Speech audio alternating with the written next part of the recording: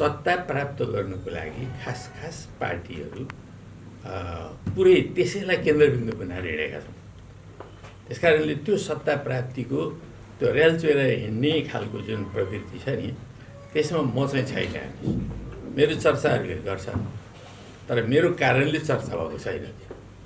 म त्यो चर्चाको निम्ति मरिमेटेर हिँड्या पनि छैन। यसपालि यहाँ खुब ठुलो दौडधुप भइरहेको थियो। म बङ्गलादेशमा थिएँ, हिजो मात्रै आइपुगेँ हो।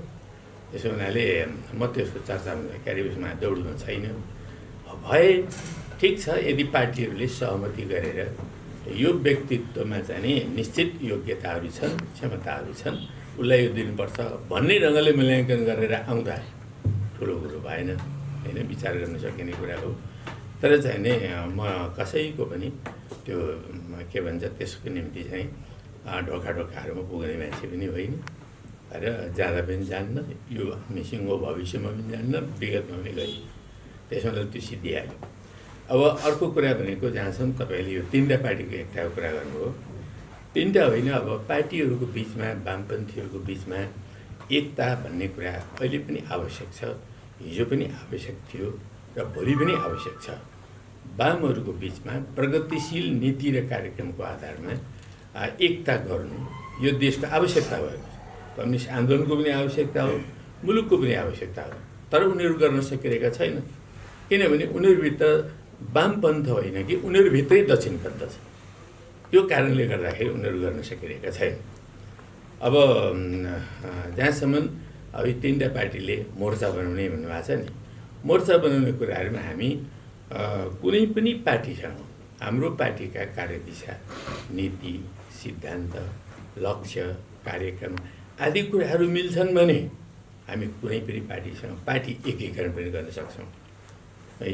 पार्टी जब नीति मिल्छ, तर जोसँग नीति नै मिल्दैन, कार्यनीति पनि मिल्दैन, त्यस्ता पार्टीहरूसँग अहिले हाम्रो एकताको कुनै सम्भावना छैन।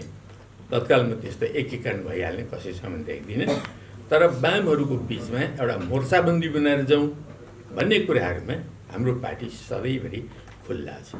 कुनै पनि वामपन्थी समूहसँग हामीले एउटा निश्चित इस्युहरूमा कार्यकर्ता एकता गर्ने कुराहरूको लागि यो अहिले पनि सम्भव छ र हामी चाहिँ त्यसमा ओपन छ। हिजो मात्रै उम्मेदवारहरू दर्ता भएर छन्, होइन। अब त्योभन्दा अगाडि नै कुनै प्रकारको भित्री सहमति, सम्झौता केही भइसकेर उनीहरू बनेका हुन् कि अथवा सामान्य समझदारीबाट मात्रै आएको हो कि अझै नयाँ नयाँ सहमति सम्झौताको गुन्जाइस छ कि छैन, त्यो कुरा मलाई थाहा छैन। म हिजो मात्रै बङ्गलादेशबाट आएको छु र यसबारेमा हामीले अब अरूहरूले पत्र पठाएको पनि देख्दैछु। मेरो पनि मोबाइलबाट पत्र आएको रहेछ। त्यस कारण यी पत्रहरूको बारेमा पनि हामीले हेर्नुपर्ने छ। त्यसो हुनाले हाम्रो पार्टीको बकाइदा बैठक बसेर यी सबै चिजहरू के हुन् त्यसबारेमा टोटल इन्फर्मेसन लिएर ती इन्फर्मेसनको बारेमा विश्लेषण गरेर बल्ल हामी एउटा संश्लेषणमा पुग्छौँ। हामीले योभन्दा केही दिन अगाडि सचिवालयको एउटा बैठक भएको थियो र बाहिर पेपरहरूले तपाईँहरूले थुप्रै लेख्नुभयो, होइन। उहाँलाई यस्तो प्रस्ताव आयो, आदि भयो, ल पार्टी मिलाउँ, तपाईँ राष्ट्रपति बन्नुहोस् भनेर प्रस्ताव आयो। 4 घन्टा भेटघाट पनि भयो भन्ने खालको कुराहरू आएको थियो। 4 घन्टा भेटघाट भएको चाहिँ हो रहेछ, त्यो हामीलाई थाहा थिएन, होइन। बैठकमा उहाँले भन्नुभयो 4 घन्टा भेटघाट भएको भनेर। तर 4 घन्टामा के कुराकानी भयो भन्ने बारेमा अब हामीलाई चाहिएको सरकारको विषय त्यो राष्ट्रपतिको प्रस्ताव आएको हो कि होइन भन्ने कुरा थियो। राष्ट्रपतिको प्रस्ताव चाहिँ आएको होइन भनेर भन्नु उहाँले। त्यसो हुनाले अब पार्टी कमिटीमा औपचारिक रूपले नै हामीले थाहा पाउने कुरा हो, होइन भनेपछि सिद्धियो त्यो।